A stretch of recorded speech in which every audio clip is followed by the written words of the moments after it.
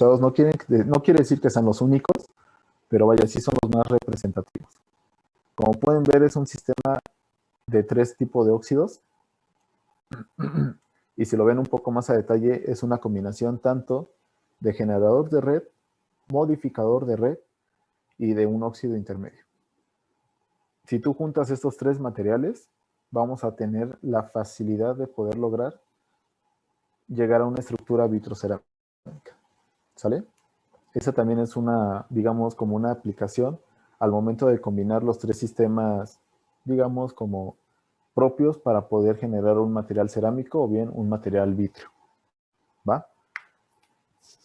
Las proporciones, pues bueno, ya depende de cada material como tal específico, pero sí tiene esa propiedad de que utilizas un generador de red, un modificador y un óxido intermedio para poder dar paso a esto que se llama material vitrocerámico. Bueno, se los menciono rápido. De las propiedades mecánicas que más importan al momento de estudiar un material cerámico es la fractura frágil, o vaya, la capacidad que tiene el material de contener el crecimiento de una ¿cómo se llama? De una fisura, ¿sale? En palabras más sencillas, ¿qué es esto? Nosotros tenemos una fisura en el material. Lo que va a medir esta fractura frágil va a ser qué tanto va a resistir dicho material para que esta fractura no se haga más grande, esta fisura no crezca, ¿sale? Es eso, mide la resistencia que tiene el material a la propagación de grietas. A eso se refiere la fractura frágil, ¿va? Y un punto donde también, como se los mencioné casi al inicio de la sesión, que la porosidad es muy importante, es justamente esa. Porque prácticamente los cerámicos, su manera de desgastarse es a través de fatiga. La fatiga son ciclos repetitivos de un esfuerzo, o bien porque le estamos pegando, por impacto, ¿sale? Como se los mencioné, las tuberías o bien los poros que tiene el material van a funcionar para poder transmitir la energía que reciben a través de toda la estructura. Pero ¿qué pasa si estos poros son cerrados? Pues van a contener dicha energía y cuando ya no la puedan, como digamos, tener más, pues esta se va a romper. Va como tal a fracturarse completa.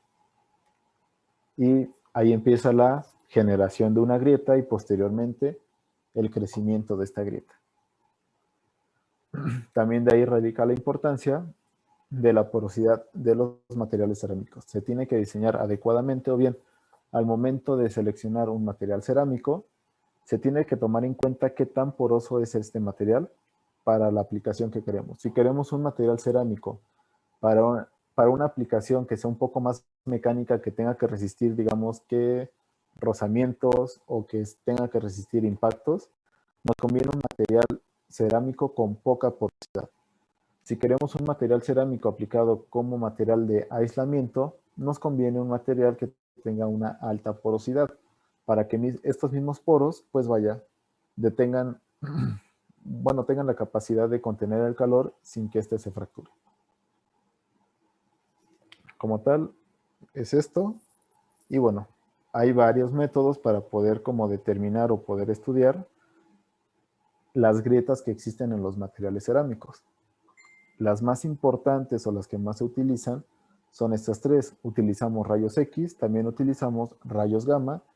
Y por último, de la más utilizada, también porque es, digamos, un poco más barata, es la inspección ultrasónica.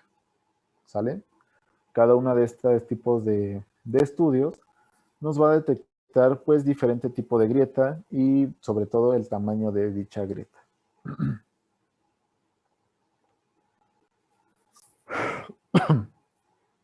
Ahora, pasamos a un punto súper importante al momento de estudiar los cerámicos.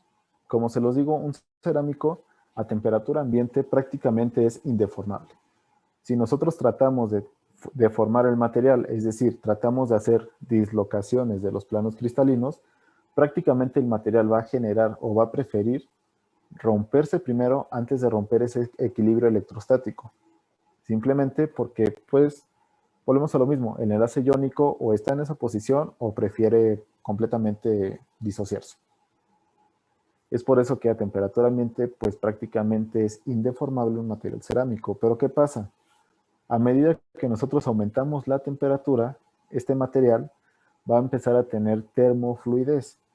¿A qué se refiere esto de termofluidez? Pues prácticamente la palabra lo sugiere, que a través de la aplicación de temperatura vamos a promover que este material empiece a fluir, es decir, se empiece a deformar sin que se rompa, ¿sale? ¿Por qué? Pues porque, bueno, recordemos que a medida que nosotros le metemos más energía a los materiales, internamente los átomos que lo componen van a empezar a vibrar más alto. Y esta misma vibración va a permitir, obviamente, que las distancias de su unión atómica pueda deformarse y pueda ser, pues vaya más alejada, porque los átomos van a tener bastante energía para mantener su interacción que los mantiene unidos, pero sin que ésta colapse. Es por eso que al momento de que calentamos un material cerámico, este se puede deformar fácilmente, ¿sale? No sé si ustedes en laboratorio doblaron tubo de vidrio, aplicaron calor y poco a poco pudieron doblar el vidrio, bueno, el tubo de vidrio sin que éste se rompiera, pues prácticamente es esto. A través de la termofluencia, del movimiento de los átomos por la aplicación de calor, pudieron modificar la estructura del material sin que éste colapsara o vaya, sin que éste se rompiera, permitiendo que se adaptara a la nueva forma sin que éste rompiera. Y también es muy importante este concepto del flujo viscoso al momento de diseñar una pieza, ya sea con vidrios o con materiales cerámicos. Estos como tal van a tener una mezcla entre la fase vítrea y la fase cristalina que compone a dichos materiales. Y esto va a permitir que, bueno, se pueden hacer formas de diferentes cuando se tienen cerámicos, cuando se tienen vidrio, piezas de cristal cortado y todo eso. Es debido a que mientras se formó dichos materiales, pues vaya, se tuvo interacción o se tuvo la aplicación del flujo viscoso para poderle dar esa forma y manteniendo las propiedades que tiene, pues vaya, dicho material.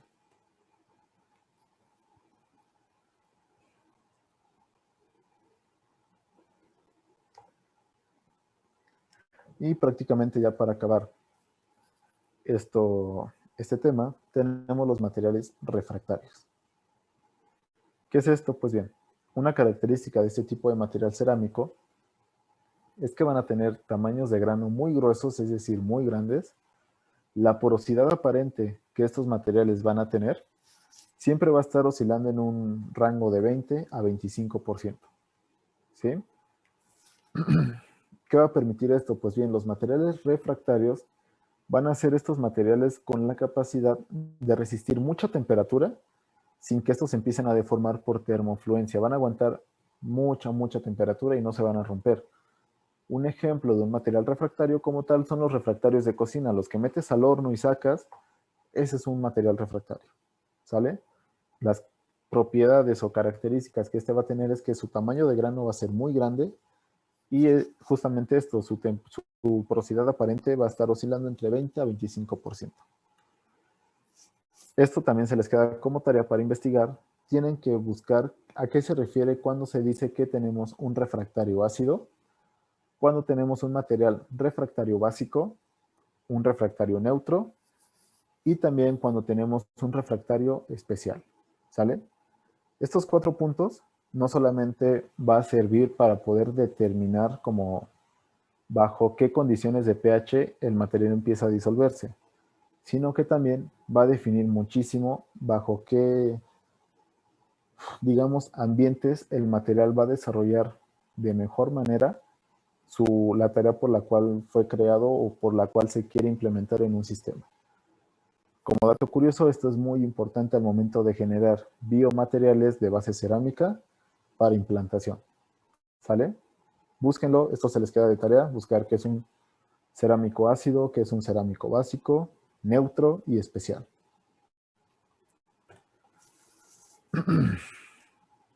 Y ya por último tenemos, pues el último, digamos, último grupo de estos materiales cerámicos. El primero son los cementos. ¿Qué es un cemento? Pues bueno, empieza como una resina líquida Y posteriormente, una vez que nosotros retiramos toda la humedad, cuando esta resina está completamente líquida, vamos a obtener un sólido, el cual va a tener la capacidad de unir partículas. Un ejemplo clarísimo es todo el cemento que se utiliza para generar casas, edificios y todo eso. Al inicio tenemos un polvo cerámico, que es ese polvo color gris. Posteriormente, este se tiene que hidratar para generar la resina líquida.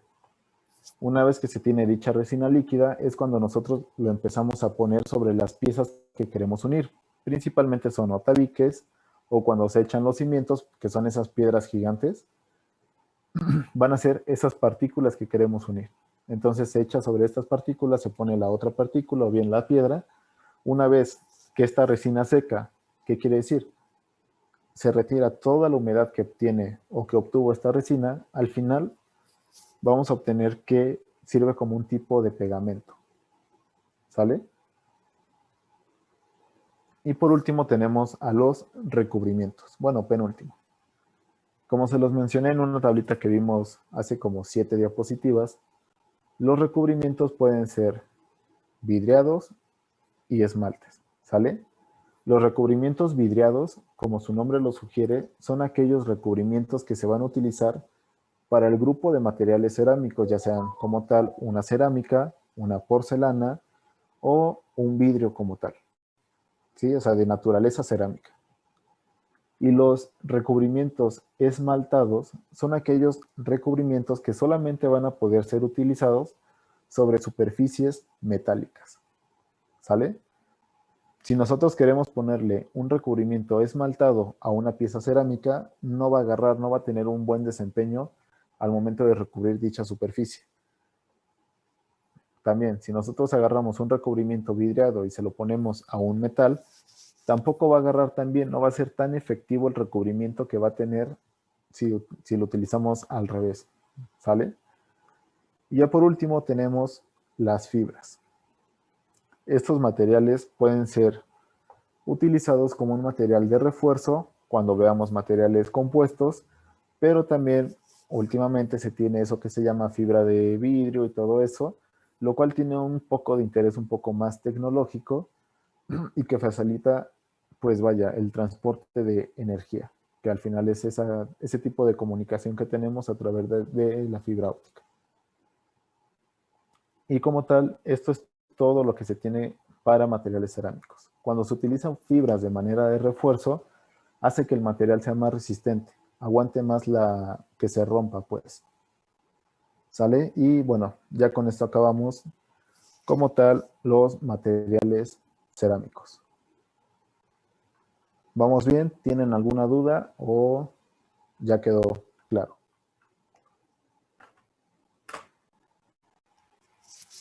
Todo está bien. Ok, entonces, bueno, ya saben, ya de esto ya también hacen el resumen, que les va a contar como tal como su examen. Y el resumen de cerámicos lo entregan para el 16. No, perdón, 17. ¿Sale? De acuerdo, profe. Y bueno, vamos a empezar con polímeros.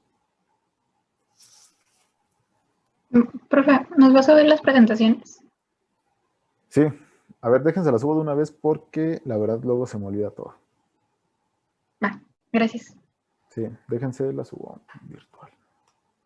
Profe, entonces ¿Dónde? el resumen de metales y cerámicos, ¿todos se lo tenemos que enviar el 17? ¿O cómo se lo vamos a hacer llegar? ¿O cómo está el rollo? En el virtual voy a poner una tarea que se va a llamar resumen metales, otra va a ser resumen cerámicos, la otra va a ser resumen polímeros y el último va a ser resumen compuestos. Van a ser 4 resúmenes y cada uno, o sea, literal va a decir tarea de tal. O bueno, si quieren para que no se presionen tanto, quieren que sea para el 24 o para el 28 todos los resúmenes de mayo. Pues el 28 ya todos, ¿no, profe? Órale, 28, sí. ok. Está bien, Entonces, profe. todos los resúmenes para el 28. No sé si les dijo Paola en computadora para que tampoco les cueste tanto hacerlo y pues ya. ¿Sale? Perdón, profe, ¿me repite? ¿Es metales, cerámicos, polímeros y qué más? Materiales compuestos o compósitos. Ah, ok, gracias. De nada. ¿Dónde están? Aquí están.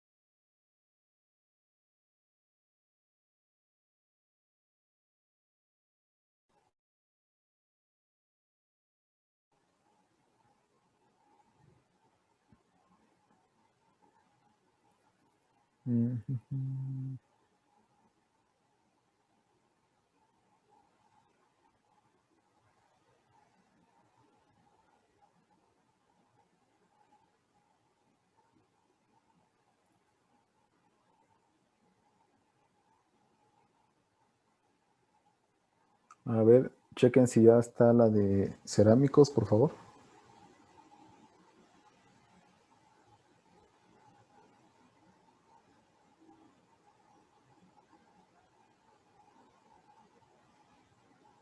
Está en la unidad 3, ahí las voy a poner.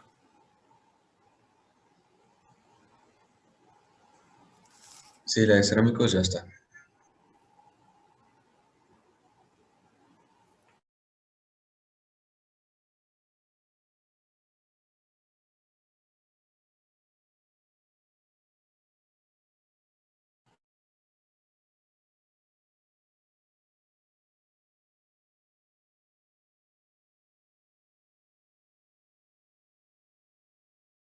Déjenles pongo ya la otra presentación.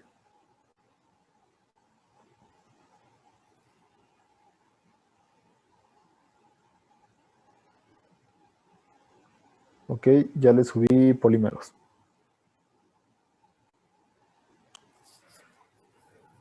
Y bueno, vamos a empezar con la penúltima unidad, que son polímeros. Estos materiales, por la facilidad que se tiene para poderlos generar, y aparte de generar, con la facilidad que se tiene para poderlos moldear, trabajar y bien modificar para ciertas tareas, lo han hecho que poco a poco sea uno de los materiales más utilizados a nivel mundial. Tanto así que ahora ya tenemos un problema de contaminación debido por el exceso de materiales poliméricos o bien comúnmente conocidos como plásticos. ¿Va? Como tal, este grupo de polímeros es bastante extenso, prácticamente es todo material que como nosotros podemos conocer, como les digo coloquialmente, como plásticos, pues todo eso va a formar parte más bien de la familia de polímeros. Los polímeros se dividen en materiales plásticos, en hules, en cauchos y en adhesivos. Hay más maneras de poderlos clasificar y los vamos a ver un poco más adelante. Una característica que tiene todo material polimérico es que está conformado por fibras, ¿sí? Y estas fibras en sí se empiezan a enredar entre sí hasta formar, pues vaya, todas las estructuras plásticas que nosotros conocemos.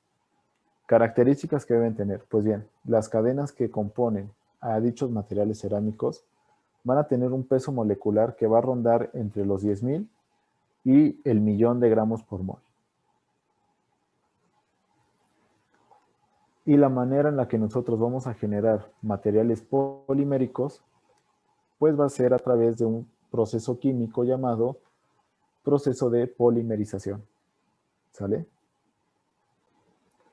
Los polímeros como tal pueden ser clasificados principalmente en tres grandes grupos. Los que se obtienen por la naturaleza de la síntesis, por cómo se van a generar, también por la estructura molecular que estos materiales pueden poseer, y por último, por la familia química que van a contener también estos materiales. ¿A qué me refiero por familia química? Por ejemplo, está la química del carbón, lo cual nosotros podemos tener cadenas grandes, enormes de carbón, y eso va a ser un tipo de polímero a base de carbón. También tenemos un polímero a base de silicio, que son los silicones. También tenemos polímeros a base de aminas y todo ese tipo de de demás tipos de materiales. Eso se refiere como familia química.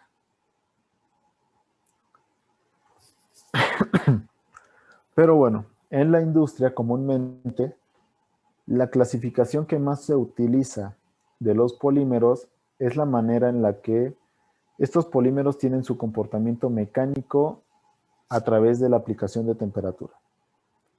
Los tres tipos de clasificación de polímeros a través de acuerdo a la temperatura, cómo se comporta mecánicamente, vamos a tener materiales termoplásticos, termoestables y elastómeros. Los termoplásticos, como un comentario, digamos, tipo de brevario cultural, van a ser aquellos materiales plásticos que se pueden reciclar fácilmente, ¿sale?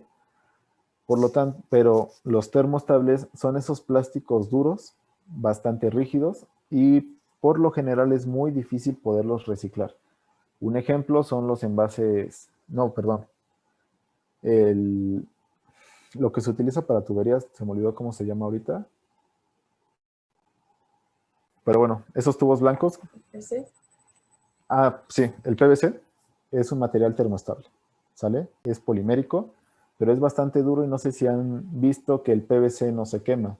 Perdón, no se derrite, principalmente se quema. Es otra característica que tienen estos materiales, mientras que al termoplástico, si nosotros le metemos calor, este puede deformarse.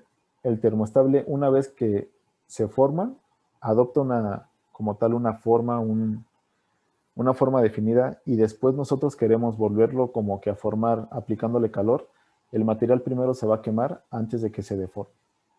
¿Sale? Y esto lo hace ahorita lo vamos a ver un poco más a detalle, pero es por la manera en la que sus fibras, estas grandes cadenas, se le van a acomodar a través de todo el material. Y por último tenemos el elastómero. Este es el material polimérico o el ejemplo que todo mundo ha tenido en las manos, es una liga. Es ese material que tiene una capacidad de poderse estirar enormemente sin que se deforme realmente. Una liga, si nosotros la estiramos muchísimo y le quitamos la fuerza, sin que nos pasemos, esta vuelve a su forma original y no hay ningún problema, sigue manteniendo la coherencia estructural, es decir, la misma dureza para estirar y todo eso. Y bueno, la polimerización, prácticamente hay dos tipos de proceso, el que es por adición y el que es por condensación. En resumen, ¿para qué sirve la polimerización? Pues bien, como tal, estas cadenas de polímeros van a estar conformadas por pequeñas unidades. Estas unidades se van a llamar monómeros, ¿sale? El monómero es la unidad mínima de repetición para poder generar una cadena polimérica. La manera en la que van a reaccionar estos monómeros va a dar paso a que nosotros tengamos o una polimerización por adición, la cual es prácticamente como si metiéramos piezas de Lego, las ensamblamos una a una y vamos obteniendo, pues bien, el polímero, esta cadena polimérica muy grande. Y también cuando tenemos algo por condensación. ¿A qué me refiero por condensación? Prácticamente es lo mismo. Es como si tuviéramos Legos y solamente los juntamos con una diferencia. El de adición no va a generar su producto, pero el de condensación sí vamos a tener como tal subproductos, es decir, vamos a tener una cadena de polímero más algo adicional cuando utilizamos el de condensación. Cuando utilizamos el de adición, vamos a tener una cadena de polímero y ya, ¿sale? Es la diferencia entre condensación y adición. También, la manera en la que nosotros podemos representar una cadena polimérica son de estos tres tipos. La tridimensional, que es cuando tratamos de dibujar el átomo como tal esférico y completamente junto. Luego también tenemos la espacial tridimensional, que es el átomo y una línea simulando como que el enlace, lo cual hace que se unan dichos monómeros. Y por último, la bidimensional simple, que para cosas de estudio rápido es la que más se utiliza al momento de querer nosotros ejemplificar reacciones, querer ejemplificar como que la fórmula base y todo eso. es la que más se utiliza. ¿Por qué? Porque es muy simple de poder, pues vaya, hacer. Aquí, como les digo, la formación de cadenas por adición. Como todo proceso, necesito hacer un cambio en las condiciones de nuestro monómero. ¿Cuál es este cambio que yo puedo hacer al momento de realizar una reacción de polimerización? Pues bien, voy a cambiar la temperatura, es decir, voy a calentar el sistema. También puedo aumentar la presión de dicho sistema. ¿Para qué? Pues digamos, como si yo aumento la presión, las partículas que están dentro van a verse como obligadas a juntarse. También puedo optar por utilizar un catalizador. Si no saben qué es un catalizador, digamos una manera fácil de describirlo, es una sustancia que va a participar en la reacción, porque si participa, va a facilitar que dicha reacción se haga de una manera más fácil, ¿sale? Pero que al final, cuando nosotros terminemos la reacción, digamos que como subproducto, por así decirlo, vamos a obtener la sustancia sin modificarse químicamente, ¿sí? Porque, bueno, un concepto equivocado que se tiene de catalizador es que es una sustancia que está ahí, pero que no participa, pero que ayuda a que se haga más rápido la reacción. Y no, un catalizador como tal sí participa en la reacción, pero al final es capaz de reformarse y obtener la sustancia original que utilicé como elemento catalizador, pero no se va a alterar. Químicamente, al final, va a estar estable, ¿sale? Pero sí participa en la reacción. Por lo general, el catalizador en reacciones de polímeros va a ser el responsable de romper los dobles y triples enlaces que podamos tener en los monómeros. Si yo rompo un doble o un triple enlace, voy a hacer que este monómero sea reactivo, porque como ya tenemos deficiencia de carga, ya rompimos un enlace, este va a buscar estabilizarse. ¿Cómo se va a estabilizar? Uniendo otra partícula para completar su octeto. Recordemos que prácticamente en química, toda molécula que se forma, a excepción de ciertas moléculas, siempre va a buscar completar el octeto. En este tipo de reacciones de polimerización es lo mismo. Se va a buscar que una vez que yo rompo este doble enlace, las partículas busquen estabilizarse formando el octeto.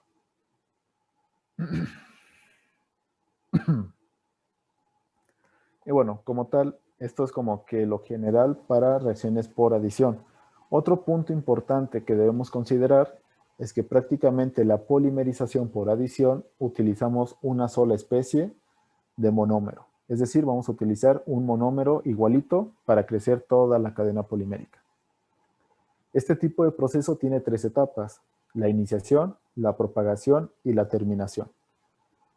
Cada una, pues prácticamente es muy sugestiva a lo que se va a llevar a cabo en dichas etapas. La iniciación como tal es esto que aquí vemos. Vemos que tenemos la presencia de un doble enlace. Hacemos el iniciador, ya sea aumentando la temperatura, aumentando la presión o por la presencia de un catalizador, voy a romper este doble enlace. Una vez que se rompe el doble enlace, hace que esta molécula sea muy reactiva y que busque estabilizarse. ¿Sale? ¿Qué va a hacer? Pues como yo ya rompí otra molécula idéntica a esto, pues se van a empezar a juntar unas con otras. Y ahora sí va a empezar a hacer ese efecto, les digo, como si tuviéramos legos y simplemente las empezamos a encajar una tras otra. Como es la misma sustancia, es por eso que no se generan subproductos, porque es exactamente la misma especie juntándose una con otra. Vean aquí, esto es la propagación. Tenemos ya los radicales y, como les digo, se empiezan a juntar como piezas de Lego. Se empiezan simplemente a unir, a unir, a unir, a unir una tras otra. Y luego, para el momento de terminar este crecimiento de cadenas o de polímeros, vamos a meter un grupo o un radical finalizador. ¿Qué es esto? Es un radical que va a tener la capacidad de unirse como que a este enlace que acabo de generar, que acabo de romper, pero que al final este ya no va a ser capaz de romperse, ¿sale? O sea, vean aquí que tenemos el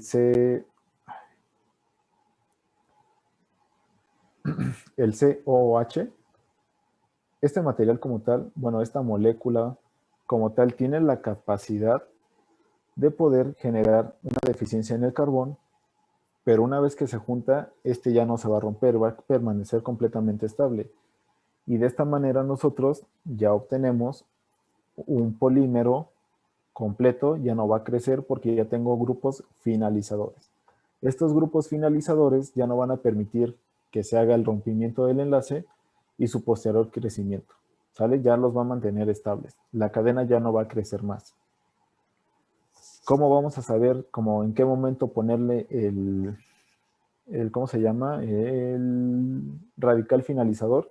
Pues prácticamente a través de estudios de estadística y obviamente analizar todo, o sea, literal, digamos que a los 5 minutos le echo el finalizador, a los 10 le voy a echar el mismo finalizador a otra reacción, y una vez que nosotros ya tenemos este estudio grande, ya podemos ver que a los 5 minutos, digamos que su longitud, es un ejemplo, es de 10 nanómetros.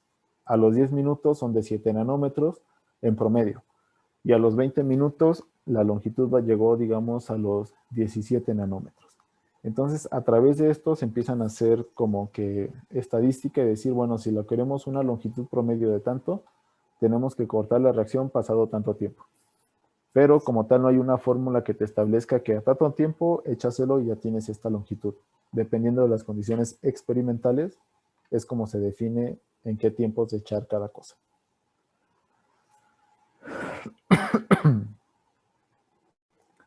Ahora, los materiales que al final se obtienen, estas cadenas, o digamos, veámoslo como hilos, van a empezarse a enredar entre otros hilos o entre otras cadenas. La interacción que las van a mantener juntas o unidas va a ser meramente los puentes de hidrógeno o las fuerzas de Van der Waals. Van a ser interacciones intermoleculares. ¿Sale? Esto va a hacer que se mantengan juntas, pero como tal no unidas. Van a estar ahí juntitas, pero esas mismas interacciones intermoleculares van a permitir que el material polimérico pueda moldearse, pues vaya, como todo lo que tenemos de plástico hoy en día, que tiene formas bastante complejas, que obtener con un metal es pues difícil, y obtener con un cerámico también. El polímero, por esa facilidad que tiene de interacción de Van der Waals entre cada una de las cadenas, permite que se moldee muy fácil.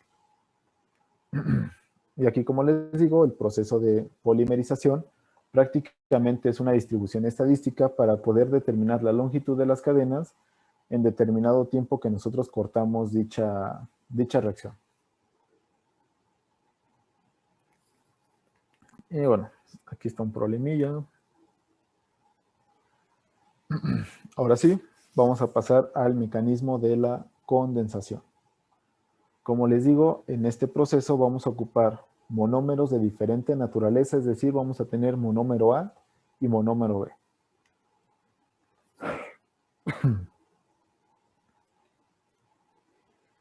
Y bueno, este proceso de polimerización va a estar un poco restringido a comparación del de adición. Como aquí tenemos dos especies diferentes, va a haber, digamos, que un tipo competencia por querer reaccionar uno con otro.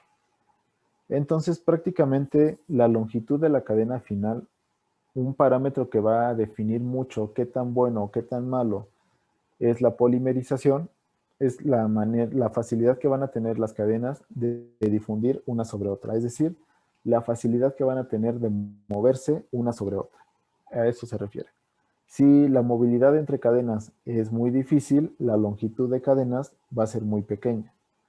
Si la facilidad de que las cadenas se muevan una sobre otra es muy fácil, pues las cadenas que se van a obtener van a ser muy grandes, van a ser muy largas.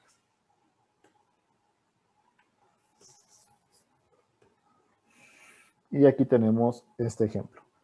Técnicamente aquí es para generar el nylon. Necesitamos ácido adípico y la hexametilendiamina. Vean qué es lo que pasa. Aquí nosotros tenemos pues moléculas químicamente diferentes. Mientras una tenemos un radical o una cola amino, en la otra tenemos simplemente una cola de alcohol, OH. ¿Qué va a hacer? Pues cuando nosotros lo vamos a polimerizar, lo que va a pasar es que se va a formar en este caso, específicamente en este caso, vamos a obtener agua como material de subproducto. Y bueno, aquí ya tenemos nuestra cadena polimérica, ¿sale? Pero más nuestra molécula de agua. Aquí vamos a tener una distribución diferente respecto a la concentración de masa. Mientras que en el polímero por adición, la masa que voy a meter de monómeros va a ser la misma masa que voy a obtener del polímero, aquí no. Aquí mi masa final del polímero va a ser diferente a la masa original que meto de monómero A más monómero B. ¿Por qué? Porque el subproducto, pues obviamente también va a tener su masa asociada, es decir, voy a tener pérdida de peso del material final.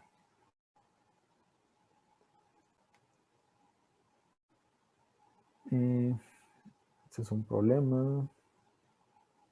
Como les digo, aquí está la distribución estadística para poder llevar a cabo los procesos de polimerización, pero esto no lo vamos a ver. ¿Qué hora es? ¿Qué les parece si hasta aquí lo dejamos y ya seguimos el lunes? Porque tengo que comer y tengo clase a las 4. Sí, profe, no hay problema. ¿Sale? profe, está bien. Entonces, prendan su cámara, por favor, y ya para irnos.